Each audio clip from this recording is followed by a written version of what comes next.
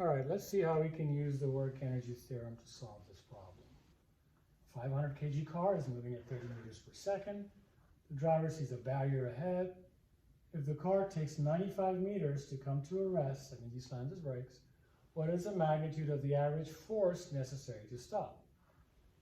Now, you could use this with impulse and momentum if you wanted, but time is not given. They give you distance. If you just kind of write down the things that are given to you, it kind of might become a little easier to see what we need to do. Our distance that is traveled is 95 meters. Force is what I'm looking for. I have my initial velocity, and I have final velocity. Initial velocity was 30, and final velocity is 0 because it comes to a stop. And the mass of the car is 500 kg. And so what is the easiest way to do this is to use the fact that force times distance, which is your work done, because the work is done on the car, negative work because you're actually stopping it, so your force is opposite to the direction of motion, which is why it's a negative work. Remember, they're both in the same direction. You have positive work. If the force is this way and the work is that way, the distance is the other way, then you have negative work being done. And so this force times distance, which is a negative force, is going to equal to the change in the kinetic energy.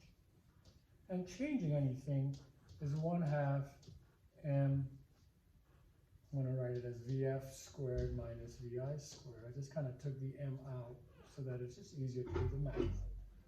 And that should equal to the force times distance.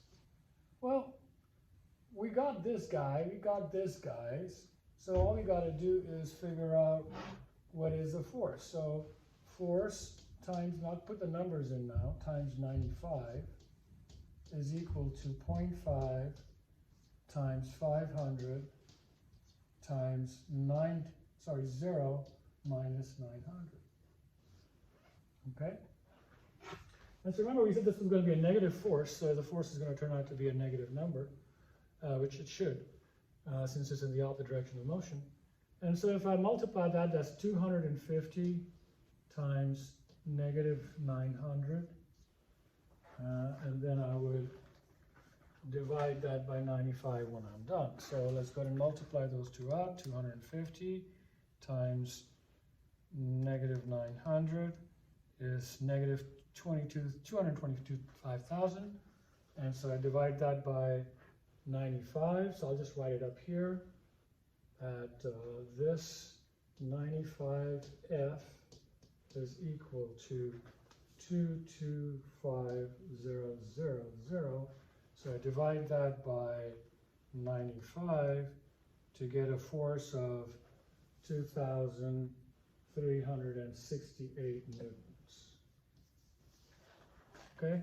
And that, of course, is your answer choice here as well. And so that is how you can use the work energy theorem. You could have also used kinematics. You could have found the acceleration. You have the initial velocity, final velocity, and displacement. Use that to find the acceleration. Take the acceleration and multiply it by the mass to find the force, and you should get the same exact answer. Okay? Maybe it's a great exercise for you to do. We'll look at some more problems using the work energy theorem soon.